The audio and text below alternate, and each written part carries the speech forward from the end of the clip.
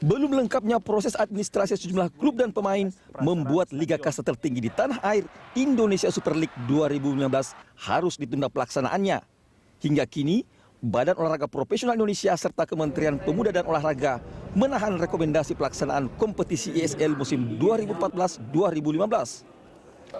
Sebelumnya, PT Liga Indonesia selaku operator pelaksana kompetisi telah menetapkan laga ISL musim 2015 akan digelar pada 20 Februari. Namun tidak lengkapnya dokumen peserta kompetisi ISL membuat Badan Olahraga Profesional Indonesia tidak memberikan izin digulirkannya kompetisi tersebut. Sementara itu, PT Liga Indonesia kini kembali menjadwal ulang pelaksanaan kompetisi ISL 2015. Rencananya, kompetisi dengan kasta tertinggi di tanah air ini akan bergulir pada 4 April mendatang. Apa saja dokumen yang tidak dilengkapi oleh peserta ISL? Apakah penundaan ini akan berdampak pada reputasi dan prestasi persepak bolaan di tanah air? Kisruh pelaksanaan kompetisi ISL musim 2014-2015 menjadi polemik tersendiri bagi Federasi Sepak Bola Indonesia dan pemerintah.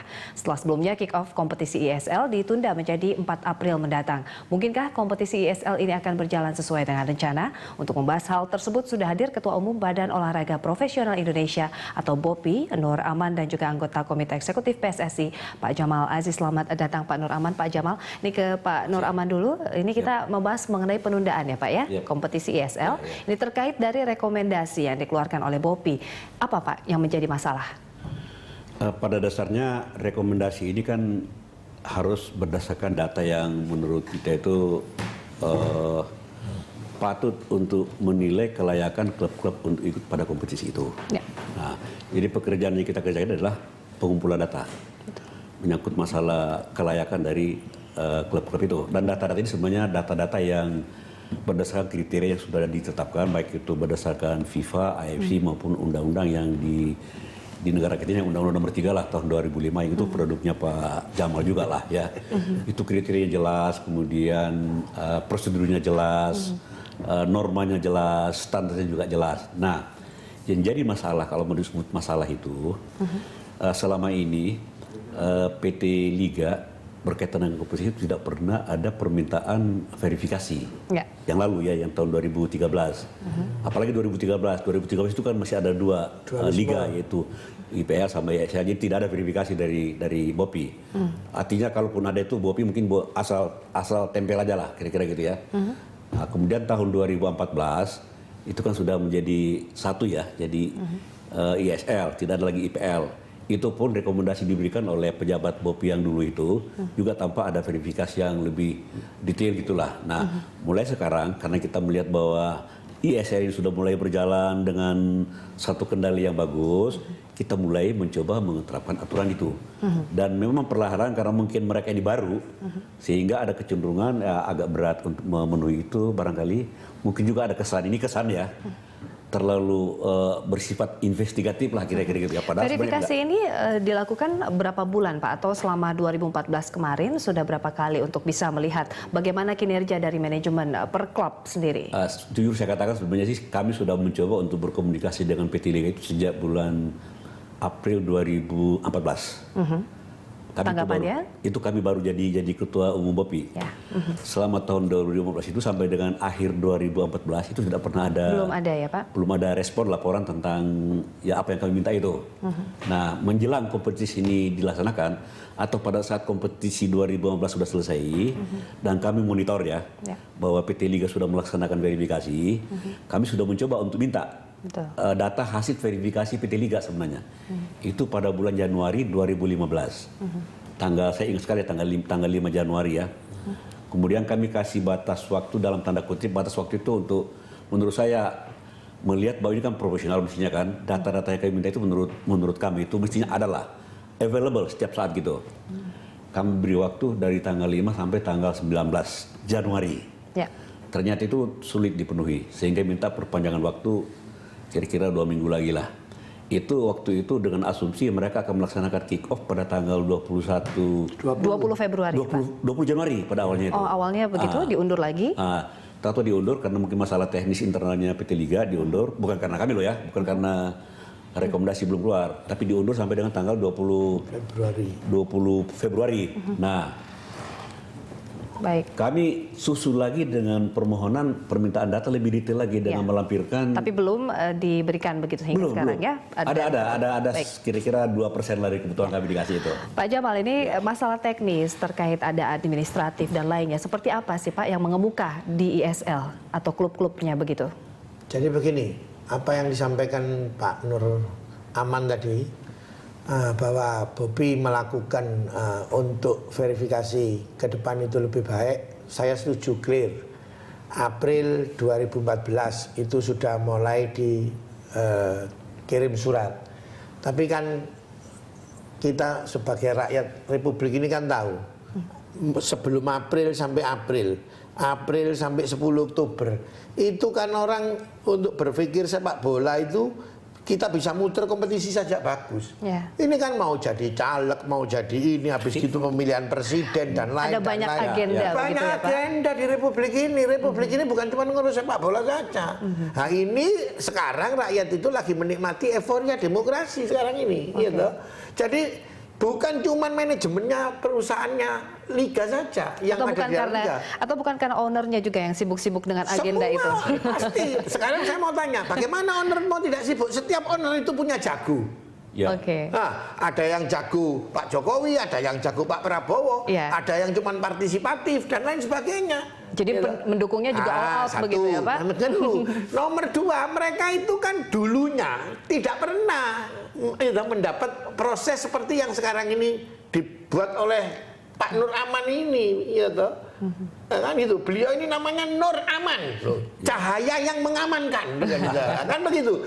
Nah, ternyata ya toh antara aman tidak aman kan begitu. Wow. Orang berkeyakinan ini pasti aman, namanya saja cahaya mengamankan kok. Pak Nur Aman, betulkah seperti itu? Memang ada niat baik yang memang memberikan citra ya, integritas bagi masing-masing klub begitu, bahwa Jadi ada hal yang berbeda antara niat kita untuk belajar teratur, belajar tertib berdasarkan aturan yang sebenarnya kita sepakati, sama nikmat atas ketidakaturan gitu ya. Ini prinsip barangkali yang selama ini dia tidak pernah ditanya-tanya, tidak pernah ditegur, tidak pernah kan banyak juga yang suka bebas kan gitu. Baik. Nah, itulah yang membuat mereka merasa terusik. Nah, keterusikan itulah yang membuat ada gap. Sepertinya itu PT Liga ya, kadang-kadang PSSI juga tidak merasa perlu untuk diatur oleh pemerintah. Kira-kira begitulah.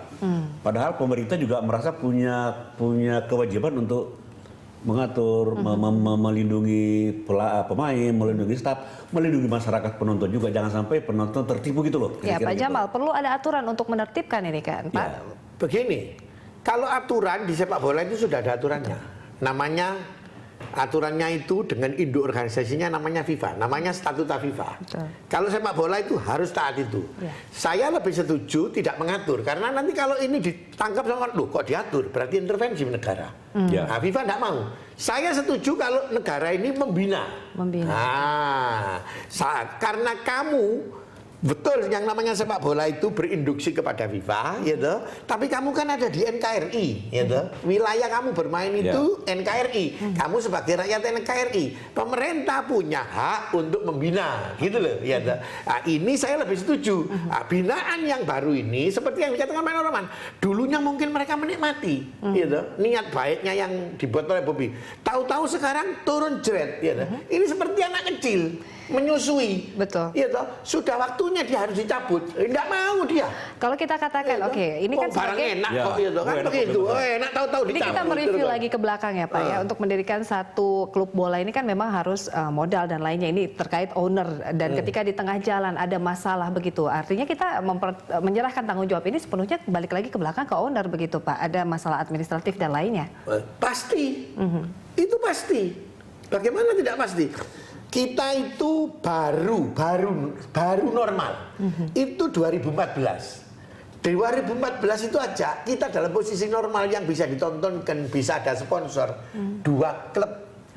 tidak bisa melanjutkan. Waimena dan Persik. Kenapa seperti itu, Pak? Tidak ada sponsor dan karena waktu 2013 mereka kacar-kacir sudahan, mencoba bertahan sampai 2014, mengembalikan kepercayaan publik, kepercayaan sponsor kepada klub yang sudah dibangun dari bawah itu tidak nututi. Akhirnya apa? 2014 walaupun dia bisa memenuhi syarat masuk ke ISL, setelah dilakukan verifikasi oleh Liga, tidak bisa ini kalau dipertahankan. Kalau dipertahankan akan berantakan lagi, akan terjadi nanti pemain yang tidak terbayar kontraknya dan lain dan sebagainya.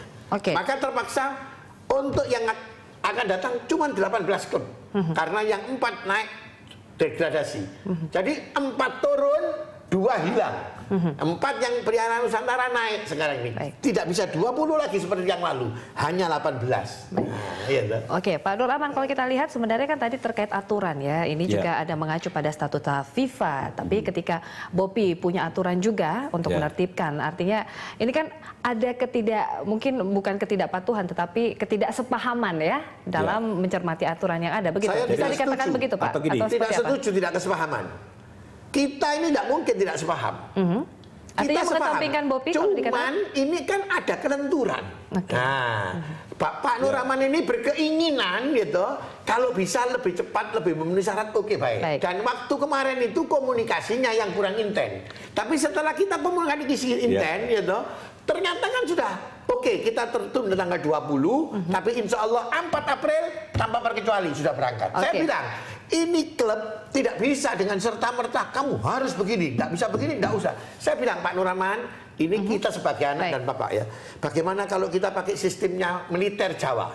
Itu istilahnya kerikil anaknya batu, dipikir sama jalan. Pak Nur Rahman, BOPI merasa dikesampingkan atau seperti apa? Gini ya.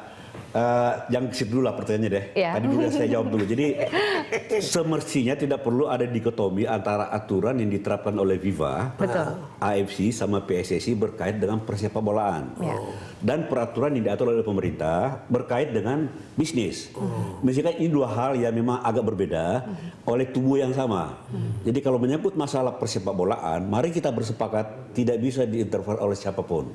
Itu pasti FIFA, AFC, sama PSSI. Di dalam lapangan sepak bola, di situ ada pemain, di situ ada wasit, di situ ada aturan, luasnya lapangan sepak bola, luasnya gawang, itu tidak boleh diatur oleh orang lain gitu. Pimpinan PSSI itu tidak boleh pemerintah langsung ada Mayor Jenderal Nur Rahman karena hebat terus jadi ketua umum misalnya gitu, itu nggak boleh, udah nggak boleh, itu intervensi.